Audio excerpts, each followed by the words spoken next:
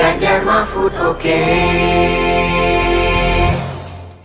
Ya pemirsa, pasca debat perdana calon presiden 2024, pasangan Ganjar Mahfud mendapatkan suara terbanyak dalam polling terkait siapa pasangan yang cocok untuk memimpin Indonesia pada 2024 nanti. Ganjar Mahfud mendominasi dengan 64,6% dalam jajak pendapat yang dilakukan dunia polling.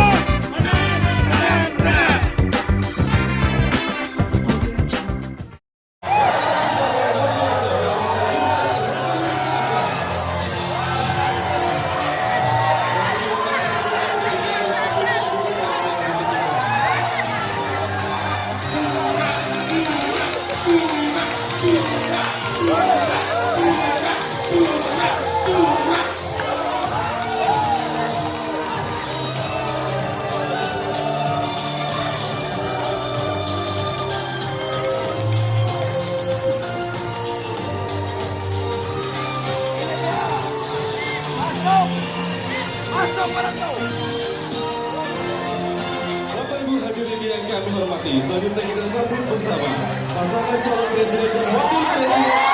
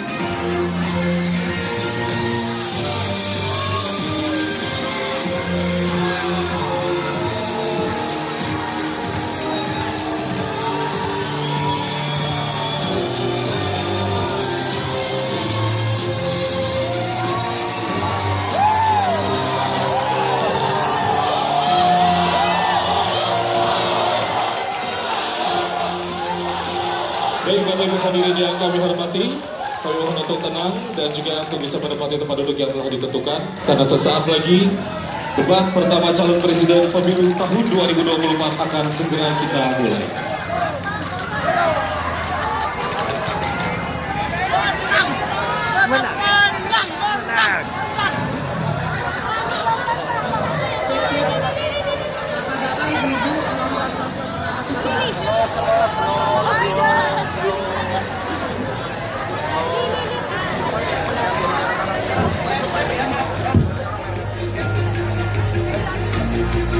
Malam, salam sejahtera untuk kita semua. Om Swastiastu, Namo Buddhaya, Rahayu. Bapak Ibu yang sangat saya hormati, para hadirin pemirsa debat malam ini yang sangat saya muliakan. Saya dan Pak Mahfud mulai perjalanan pada saat pembukaan kampanye dari ujung timur Indonesia dan barat, dari Sabang sampai Merauke. Hanya ingin mendengarkan dan ingin melihat secara langsung apa yang disampaikan oleh rakyat, apa yang dirasakan oleh rakyat, Sehingga ketika kontestasi 5 tahunan ini berlangsung, harapan itu ada dan masuk dalam pikiran seorang pemimpin, satunya pikiran, perkataan, dan perbuatan. Ini sesuatu yang sungguh penting. Di Merauke kami menemukan pendeta namanya Pak Leo. Dia harus menolong seorang ibu ingin melahirkan karena tidak adanya fasilitas kesehatan. Dan dia belajar dari YouTube sesuatu hak kesehatan yang tidak bisa didapat. Maka kita sampaikan kepada Pendeta Leo, kami akan bangunkan itu dan kami akan kerahkan seluruh Indonesia bahwa satu desa, satu puskesmas atau pustu dengan satu nakes yang ada. Pak Mahfud juga menyampaikan kepada para guru yang ada di Aceh, di Sabang sana, ada juga guru agama di sana. Kita ingin membangun Indonesia yang hebat dengan SDM yang unggul. Tapi apakah kita sudah memperhatikan mereka? Tentu kemajuan yang selama ini ada mesti kita lakukan jauh lebih cepat, lebih satset, dan perhatian itu mesti diberikan. Dan itulah di sana kita memperhatikan nasib para guru, termasuk guru agama. Insentif kepada mereka kita berikan agar mereka bisa mengajarkan budi pekerti yang luhur dengan moderasi agama yang ada. Bapak Ibu, cerita ini belum cukup. Saya berjalan ke NTT. Kami ketemu dengan masyarakat yang ada di sana. Pak Ganjar, kenapa kami anak muda tidak mudah mendapatkan akses pekerjaan? Padahal itu hak kami. Kenapa kemudian kami mendapatkan kesulitan untuk akses internet padahal kami butuh belajar? Tidak sama dengan yang di Jawa. Catatan inilah yang mendorong pikiran kami, internet gratis untuk para siswa yang sedang bersekolah, agar mereka punya kesamaan dengan kita semua yang ada di Jawa ini. Kami bergeser lagi, kemudian ketemu kawan-kawan penyandang disabilitas di NTB. Betapa bahagianya saya karena ketemu dengan orang yang berjuang dengan keras agar dia bisa setara, dan pemerintah mesti perhatikan mereka untuk memberikan kesetaraan pada mereka itu. Tapi Bapak Ibu, saya mendengar ketika demokratisasi mesti berjalan dan demokrasi mesti kita jaga bersama, ada Ibu Sinta yang ketika menyampaikan pendapat harus berurusan dengan aparat keamanan. Ada Melki, ketua BEM, yang kemudian ibunya harus diperiksa. Maka yang seperti ini harus usai. Dan mereka bisa mendapatkan kebaikan-kebaikan kalau governance terjadi. Maka yang ada di Kalimantan kami temukan masyarakat Dayak, mereka suku-suku yang ada, libatkan dong kami agar kami bisa mendapatkan akses yang sama.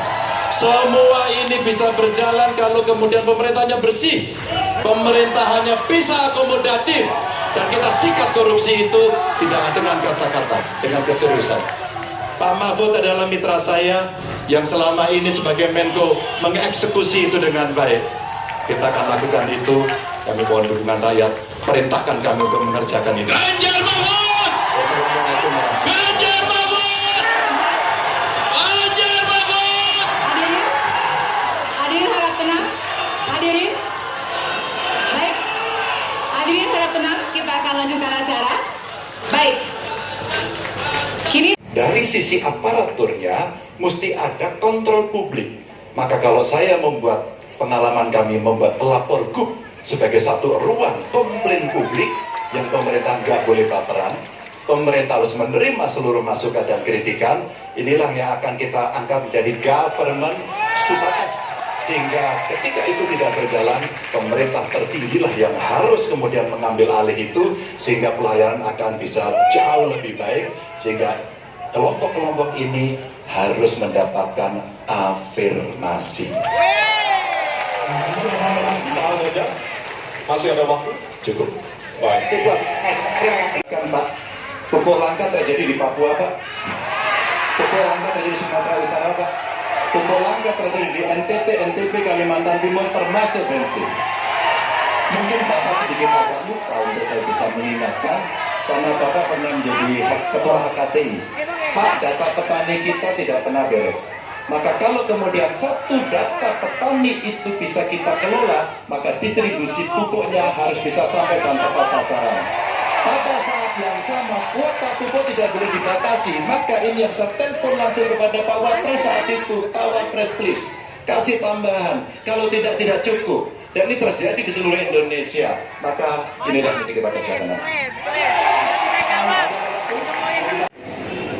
Ini panggilan sejarah buat Ganjar Mahfud. Ganjar seorang anak polisi berpangkat tidak tinggi, bertugas di kecamatan. Pak Mahfud, bapaknya pegawai kecamatan. Kalau kita berada pada momentum yang sama, kami dan Pak Mahfud ini adalah orang kecil yang kalau bapaknya rapat kira-kira anggota Forkompimcam. Kami hanya di level kecamatan. Kami telah terbiasa mencoba mendengarkan keluh kesah rakyat. Panggilan sejarah inilah yang kemudian coba kita klasifikasi dari seluruh persoalan yang muncul. Bagaimana kita memberikan afirmasi kepada kelompok rentan. Ada kelompok perempuan, penyandang disabilitas, anak-anak, termasuk manula. Mereka butuh perhatian yang lebih. Maka inilah cara kita membangun, melibatkan mereka tanpa meninggalkan mereka. No one left behind. Yang kedua, bagaimana pemerintah betul-betul bisa melayani dengan memberikan teladan dari pemimpin tertinggi yang anti korupsi, yang menunjukkan integritas, yang menunjukkan layanan pemerintahan yang mudah, murah, cepat, sat. Kalau itu bisa kita lakukan, maka betapa bahagianya rakyat ini. Pemerintah ini ada yang ketika dikritik tidak baperan, yang ketika media menulis, mereka merasa ini vitamin buat dirinya, bukan sedang merongrong, apalagi kemudian merasa terancam. Maka kalaulah kemudian demokratisasi ini bisa kita laksanakan dengan baik, sesuai dengan amanah reformasi, nggak ada lagi cerita Bu Sinta, nggak ada cerita Mas Butet, nggak ada cerita Melki, tidak ada itu. Karena dewasa kita dalam berdemokrasi. Maka dalam penghormatan terhadap HAM, mari kita konsisten antara pikiran, perkataan, dan perbuatan. Dan saya berdiri bersama korban untuk keadilan. Terima kasih. Mohon maaf kalau ada kata-kata saya yang kurang. Tiga jari, tiga janji. Taat kepada Tuhan. Patuh kepada hukum. Setia kepada rakyat. Siapa kita? Ganjar Mahfud. Merdeka. Ganjar Mahfud oke.